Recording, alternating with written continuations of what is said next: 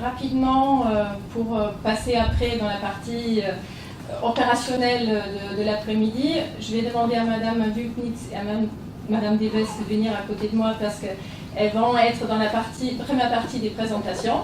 Elle vous présentera tout à l'heure son offre de service au sein de cette agence pour accompagner des chefs d'entreprise et des entreprises françaises en particulier de s'implanter sur cette région-là de l'Allemagne, et elle va présenter tous les intérêts particuliers de cette région.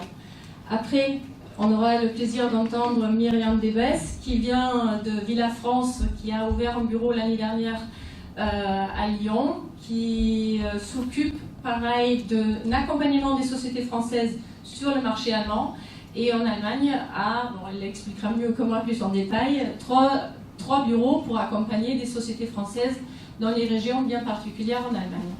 Très heureux de vous voir aussi nombreux, c'est bien la preuve que le marché allemand intéresse, que vous êtes tous conscients que c'est très intéressant d'exporter, pas toujours évident, donc vous avez envie d'apprendre comment faire, quels sont les petits trucs à savoir, les bonnes pratiques, de connaître les premiers interlocuteurs si vous avez envie de vous adresser à ce marché-là, et de découvrir les premières informations pour être plus efficace dans votre démarche commerciale, soit parce que vous n'êtes jamais allé en Allemagne, soit parce que vous avez envie de faire booster vos ventes. Mon offre de service, c'est justement d'accompagner des sociétés dans cette démarche-là. J'ai 15 ans d'expérience dans le développement, notamment international. J'ai travaillé dans différents pays, dans différents secteurs d'activité, et j'ai complété le tout par un MBA. Donc, c'est ce qui m'a donné envie après de partager en tant qu'expert avec les entreprises ces choses que j'ai pu vivre, je peux expérimenter, pour leur permettre justement d'avoir une approche et un recul par rapport aux difficultés éventuelles qu'ils peuvent rencontrer. Donc ça, c'est pour la société que j'ai créée il y a un tout petit mois, donc c'est vraiment tout récent, mais par contre l'expérience professionnelle, elle a déjà quelques heures de vol.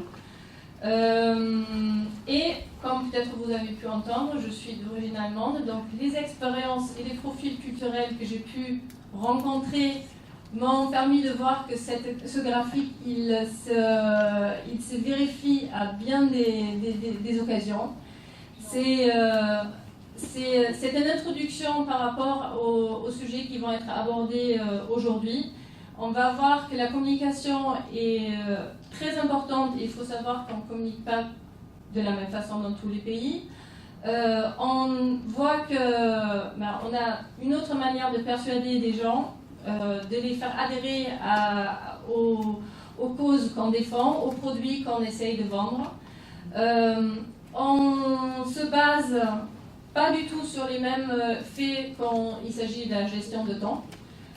Après, on rentre des fois dans des préjugés où on a l'impression qu'on parle de généralité, mais comme le graphique montre bien, c'est qu'effectivement, même si on habite tous au sein de l'Europe, on n'est pas pareil. Après, c'est ce qui me semblait très important aussi à aborder par rapport au profil culturel. Je pense qu'on va y rentrer un tout petit peu plus en détail dans la dernière partie. C'était de partager avec vous je ne sais pas si ça affiche bien à l'écran, des bonnes pratiques à avoir pour aller à l'export, et notamment en Allemagne. Alors, il peut s'agir des fois juste de bon sens. Des études de marché, tout le monde dit, bien entendu, il faut, mais quand il s'agit d'en faire une, des fois on n'a pas le temps, on n'a pas les statistiques, on n'a pas les moyens de le faire, etc.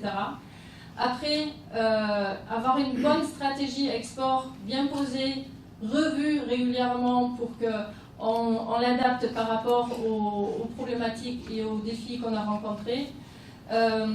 Souvent, le chef d'orchestre ou le responsable export ou chef de zone doit être un véritable chef d'orchestre, parce qu'il doit mener à bien plein de choses sur des fronts différents.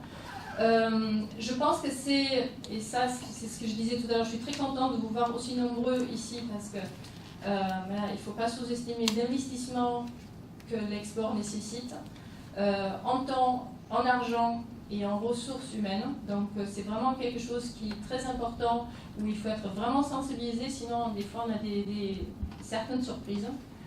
Un point important ou très intéressant, c'était, je rebondissais un tout petit peu sur ce que disait Patrick tout à l'heure, c'est qu'effectivement le marché allemand est saturé, pas saturé, mais déjà bien mature, mais du coup on a la chance, on peut apprendre nos concurrents, donc c'est quelque chose où on peut regarder comment ils ont fait et on n'est pas obligé de faire les mêmes erreurs.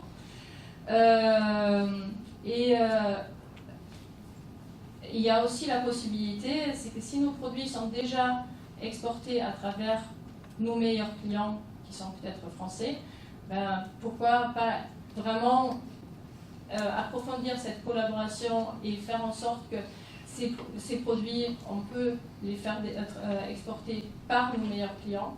Ces alliances marchent très très fort en Allemagne et c'est vraiment quelque chose qui est très intéressant et à approfondir. Il faut être près des clients. Alors, tout à l'heure, ce matin, j'ai eu une discussion très intéressante. On peut débattre de ce point, mais malgré tout, la proximité de la clientèle, et je vais revenir dessus plus loin dans la présentation, est très importante. Et comme disait tout à l'heure Patrick, les salons allemands, ils sont importants pour le marché allemand, mais ils sont aussi importants pour rayonner sur l'Europe ou carrément dans le monde entier, selon l'importance du salon choisi. Et ces bonnes pratiques, il faut les avoir en tête. Après, tout au long de votre démarche export ou lorsque vous établissez votre stratégie, tenez-en compte. Je pense que c'est des choses qui vont vous amener plus loin et vous donnent la sensibilité par rapport à tout marché export, même au-delà de l'Allemagne. Donc, quand je disais tout à l'heure, il faut être près des clients. Il est avéré qu'en Allemagne, vous avez, je vais essayer de prendre le pointeur, s'il marche. Voilà. Vous avez une jolie croissant qui se dessine en Allemagne, qui représente significativement le pouvoir d'achat en Allemagne. Après, il y a une petite exception, c'est la partie autour de Berlin. Et les autres parties, je ne vais pas rentrer dans le détail des différentes régions, c'est des régions en venir. Donc, si vous avez des produits ou des services qui sont intéressants pour ces marchés-là, c'est très intéressant. Par contre, le pouvoir d'achat, il est plus faible. Dans le deuxième graphique, on voit les ventes dans le commerce de détail et on voit que pareil, on retrouve la partie du croissant. Et j'ai établi également une autre statistique qui vous permet de voir la densité industrielle et les branches d'activité. Je pense que pour la lisibilité, c'était pas possible de faire mieux. Après, pour les personnes qui sont intéressées, je vais pouvoir les faire parvenir par mail.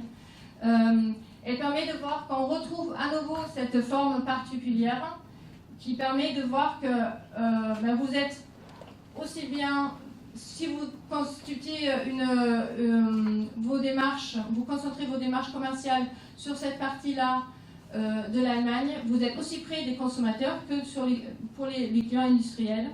Ça permet de voir que l'Allemagne, historiquement, elle a grandi autour de certains domaines très spécifiques, qui est par exemple dans le sud l'automobile, dans la partie NRV, je pense que je vais laisser les détails tout à l'heure à Madame Vulknitz pour vous expliquer que si vous respectez cette partie, si vous gardez en tête ces caractéristiques, ça vous permet d'être très efficace dans vos démarches commerciales.